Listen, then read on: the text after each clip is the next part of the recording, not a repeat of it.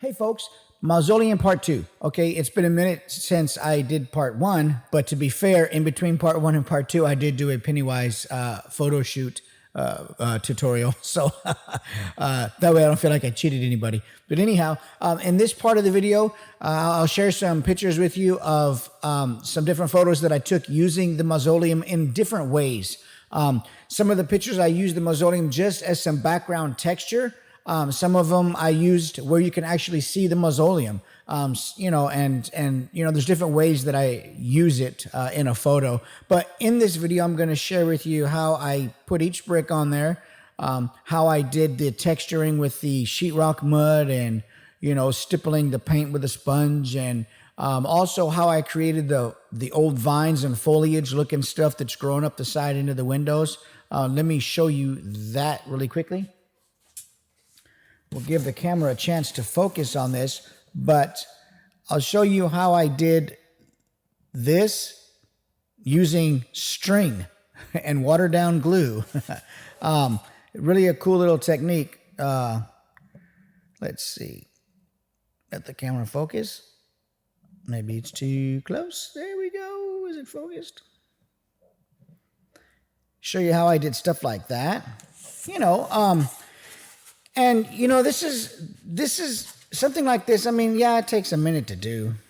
There's definitely some work in it, but the end result is you've got something that you can use in a variety of different ways.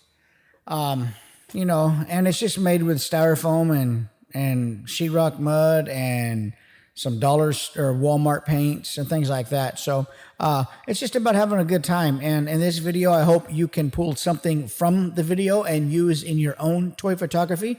Or Halloween decor, or, just arts and crafts, whatever you're doing, wherever you're watching this. I hope that you can get something from the video that you can use for whatever projects you're working on. Another quick side note, for the photography that I do, I've got a new GoPro. It's about time. The old one was only, 6 years old. This one live streams. And so what I'm going to be doing is live stream photography tutorials, like when I shoot Pennywise or Jason or whatever. I can live stream while I do it, and we all can be chit-chatting and yapping while I do the photography, and it'll be really cool. You guys can see in real time, the photography that I'm doing, and kind of chime in and chat, and it'd be just like, man, like y'all are right here. Anyway, let's roll on to the video. Mausoleum Build Part 2. Like and subscribe. I appreciate you folks. Take care. All right, here we go. Bricks, another brick in the wall, right? Anyway, here you can see, how I put the bricks on, and you can start wherever you want on this, from the outside into the windowsills or the door frames, or from the door frames out to the corners. I don't think it really makes a difference.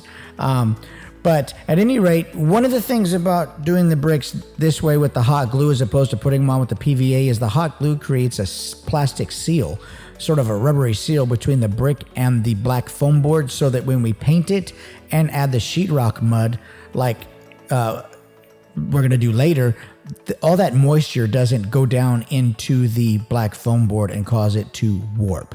There's a lot of moisture in the sheetrock mud, and then we paint it, and it just creates a lot of moisture and potential for running into problems with the foam board warping. And that hot glue, it just really creates a cool barrier. And not only that, but it dries faster. In this case, it dries faster than the PVA glue. It would have been, and the PVA glue has a lot more moisture in it also, which can cause warping. So I just take, in hindsight, what I should have did here is I should have added a color of paint to the sheetrock mud that I wanted this base coat to be, instead of trying to find a way, like I do later, to paint it and cover up all the white part that I didn't want to show through. But I'll show you that later. Good tip for myself would have been to add paint to the sheetrock mud, but hindsight is 20/20. Here I stipple it on and use the paintbrush or the sponge with a little bit of water just to blend the sheetrock mud out and create some texture in it, so it's not just some sheetrock mud that it looks like we drug on with a mud knife. I didn't want that. I wanted to smooth it out add some texture, create some bumps and some grains and things like that. And a moist sponge helps me do that. Not a wet sponge, because we don't want that. But, you know, it's just a little damp sponge, and then I dab it all around the sheetrock mud, and it's just more moisture that we're adding to the piece also, which is, you know, we're okay because we use that hot glue, and that creates that little rubbery seal, and it worked out nicely. And here we just add a little bit more sheetrock mud all around it. I you know, knife it on with the spatula, and then I go ahead and blend it with the sponge, and I use a paintbrush because sometimes you want to drag it like into areas that the sponge won't fit, like inside the door frames and things like that, or inside the windowsills, and the little paintbrush can really help out. See there, going inside the windowsill, it just really helps getting it on the inside there, and making sure everything is covered just the right way. Don't do this inside. I never listen to myself. I always think, well, I just won't do it that much and it won't be that dusty, but it creates a lot of dust. I think I used an 80 grit here, sandpaper, because what happens is the sponge creates these really high mountainous points sometimes when you're dabbing, and I'm just trying to knock them down just so they're not so, you know, prominent, and there's not so many little points of sheetrock mud poking out. This just kind of knocks them down and keeps the texture in the wall itself, like an English muffin surface kind of thing. And that's kind of what you could see it right here a little bit in the light. You can see how it's really textured, and that really helps create the idea that, you know, this is kind of old and falling to pieces. This is where it would have been really nice had I have added the paint to that sheetrock mud to begin with. But I just stipple on with the paint, with the sponge, and then I dry brush in some different colors that I think go with an old spooky scene, like grays and greens and browns and things like that. The problem, though, see all those bits of white that I can't cover with a paintbrush, because then I'll cover the black foam also? That's where the paint would have been nice in the sheetrock mud in the beginning. I could have avoided that. But what I'm doing here is I'm just taking some black wash, which is a watered down black paint, and I'll spread it around with the sponge. And this does a great job at covering up my mistake. You know, if I would have just added some gray or some light black to the sheetrock mud in the beginning, I could have had this effect already instead of trying to do it afterward, trying to fix a mistake. So I know next time, let's just go ahead and add the paint to the sheetrock mud. I mean, this worked out really nicely. It did a great job at covering up all that white. I didn't want there to be so much white visible, and, you know, because an old decrepit kind of mausoleum building wouldn't have all that white texture poking out. It would be all aged and weathered and grayed and greened, you know. And so this was a really good way at doing that. But it did add another layer of moisture to it, so, you know, that hot glue, once again, served a great purpose. But this looks really cool, man. I had a good time building this. You know, sometimes you're doing it and you're like, man, is this even going to look like I want? You know, you're going through this whole mental process while you're doing it. And you know it's coming out, and you know it's going like you want it, but you just always question yourself. But at the end of the day, there's nothing for anybody to compare it against. So what you end up with is yours. It's something you made, and it's unique to you, and it just, you know, it was cool. So here, if you go to Walmart, in the aisle where they have like the arts and crafts, they have some beading supplies, and they have these rolls of brown string. I don't know if they're like a hemp string or something, but they're next to the beads, and that's what I got here. I took 2 rolls of that. They had a fatter one and a skinnier one, and I'm just pulling this apart with my fingertips. I'm just kind of unwinding lengths of it that I think are going to be a good length of vine, and then I just start unwinding the tips of it and fanning it out and spreading it out until it's really stringy, and then I leave the base pretty much, you know, intact, so that it goes from a nice thick vine to the top of it a very fanned out stringy old bit of ivy looking string. And so that's that's what I did here. You can see it looks pretty dang good, man. I got this idea from watching a few different videos on a few different ways on how to create trees and foliage. I didn't want to buy pre-made foliage. I mean, you just don't want to invest, money and stuff like this, on stuff like this that you don't have to, because it can get really expensive. And part of the fun of doing this is making it yourself, if it's something that you can make yourself. And I just didn't want to buy, pre-made vines.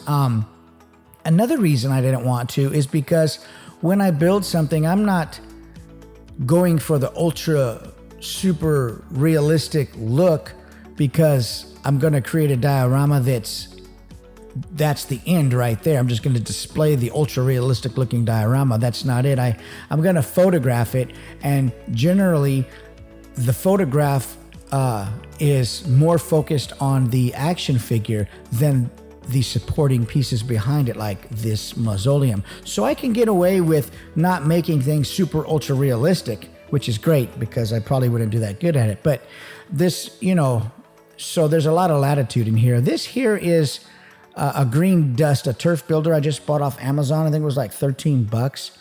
Some spray adhesive. And this part you really want to do outside. You don't want to spray any adhesive inside, because you might not think it's going to get anywhere, but it will. It really will. So I go out of frame here and I spray really liberally this piece of string that I fanned out. I spray it really well, and then I drop some of this little dust on it, and I work the dust into it, and I pour it on it, and it works out nice. It's sticking to it, but I think that I could do better. So what I do is I spray more stuff on there, more adhesive, and then I get a bag. I'm just going to end up putting this in a sandwich bag and shaking it all around like old shake and bake chicken. Do they still sell shake and bake chicken? I bet they do. I'm going to have to look that up. But anybody who remembers shake and bake chicken, this is kind of what you do. You put the piece of chicken in the bag with the flour and you shake it all around. And that's what I did here. The only downside to that is if it's still really sticky from the adhesive spray, is it's going to stick to the bag potentially. But that's the only problem that you might run into. So what I do here, and this is kind of important, I want to take and secure as best I can a piece of this, the bottom piece of this, to the building, because the more you touch this, the more it starts sticking to your fingers, and then it clumps up and it starts sticking onto itself. You can imagine a really frayed out piece of string with adhesive spray on it. It's just going to be it can be a sticky mess. Like right there, it kind of clumps up on itself. So what I do is I secure it to the bottom with a little bit of hot glue, and then I maneuver it around with sticks. I try not to keep touching it because it just makes it worse. It's like the fly that's in the spider web. The more it moves, just the worse the poor thing gets. You're just going to get wrapped up in it. So I secure the bottom, then I move it around and fan it back out with popsicle sticks and spread it around really nicely, and it works out great. I tuck the bottom of it in to the very bottom of the mausoleum there. There's a gap, and I just shove it into there, so that adds a little bit more securement to the piece, so that I have the ability to move it and fan it around without it coming off of the building and pulling off. And it worked out really nice. I really like the way that looked. It is a little bit of work, but what are you going to do? You want vines and you want old looking, tree limbs and things like that. And I mean, you have to come up with ways to make this stuff, and it does take a little bit of effort, but the way it photographs is beautiful. And you guys, I'll share with you some videos or some pictures at the end of the video. I mean, it photographs really well. I mean, it's nice. And, so I just repeat the process, making sure to cover all the parts of the building that I want to cover. Another note, this is a great technique for covering up bad, paint jobs. Like one part of this building, I got way more gray paint in one spot than I wanted. I thought it was just too much gray. So it lent itself perfect to covering it with vines, and it worked out great. You'll never know that there was too much paint there. So at any rate, I used the hot glue, just a very tiny dab under one of the wider parts of the vines so that it hides the hot glue. And then once it dries, it allows me to be able to maneuver the vine around the building like this here and kind of just go around the edges and corners. And it really does have a cool effect that makes it look, not ultra realistic, but it makes it look believable and sort of keeps the realism level the same, that matches your toys. I mean, people know that they're toys, and so they know that this isn't real either, but it could be real, but it just has that look to it, So we add a little PVA glue to this container here and some water, and what I do is I paint this on to the vines, and it stiffens up the whole structure of the vine, and it actually helps it stay onto the building itself, because there's no other way to really attach those to the building. The adhesive spray isn't going to stick and make it stay to the building. You can't hot glue it because you're going to see a big old blob of hot glue through all that finely frayed string. So that watered down glue stiffens it all up, and it helps it stick to the building. So it really does two things at once, and it's really kind of a cool way to get that secured to the building. And then they have this Spanish moss that you can buy at Michael's or any like floral department at Walmart or something. And I just pull off pieces of it and I tuck it into the parts of the bricks that I think are wider, where the gaps are wider than I would like. And so I just fill it with moss. And it's a great way to hide those holes, and they serve a purpose because now it looks like moss is growing out of the side of the building, and it looks great. It's a great technique to add that other layer of realism to your piece, and it takes up those gaps too. I mean, you could fill the gaps with other stuff, if you wanted to, or you could just leave them like that because they're black, and so it doesn't matter. But it's just really an awesome way to make use of those holes by putting that moss in there. You can see a lot goes into this, man. I mean, this is, there's quite a few. See that big gray blob there? That's in the lower left of the building. That's what I wanted to hide with some vines. It's just too much gray. I could have painted it again, but it just was an awesome, look at that. You can't even tell, man. And it looks great. It looks like I meant to do it. Only you and I will know. But, there's quite a few steps in doing this, and I'm no master at it, but I get by well enough to be able to make things that photograph well, and it works out. See the watered down glue, what it does there? It's just a great way to get all that stuck to the building. And these are just dollar store paints. I did buy that green turf builder or turf blend on Amazon. Like I said, I think it was like $13, and you can get different colors too. You can get browns and greens and oranges and fall and autumn colors, and and just cool stuff. There's so many things that you can buy. Like this, I couldn't make this, so I needed to buy it. But like I say, I usually opt to try to make something if I can, and only buy stuff that I can't make.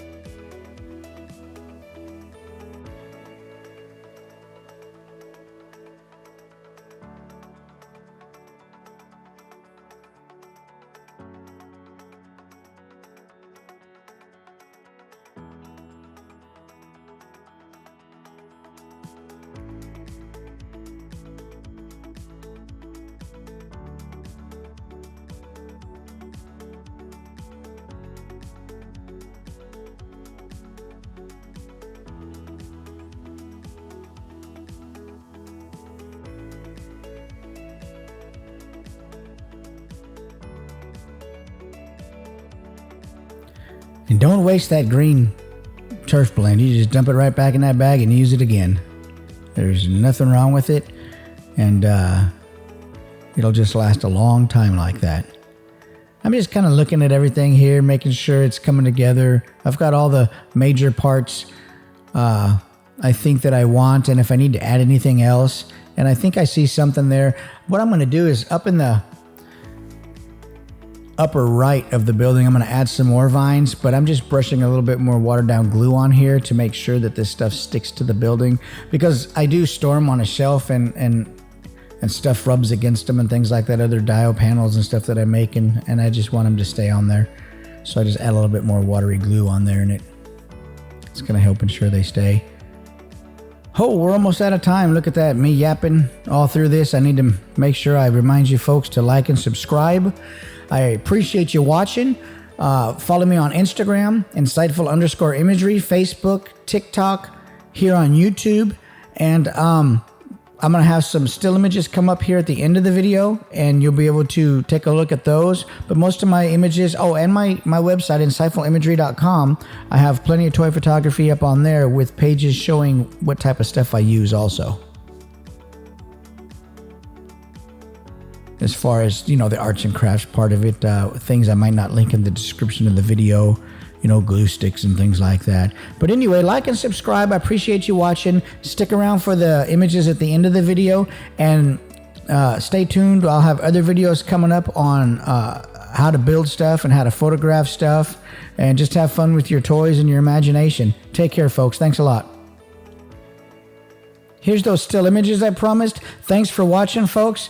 Look how nice this mausoleum photographs. Take care. Like and subscribe. Appreciate you watching.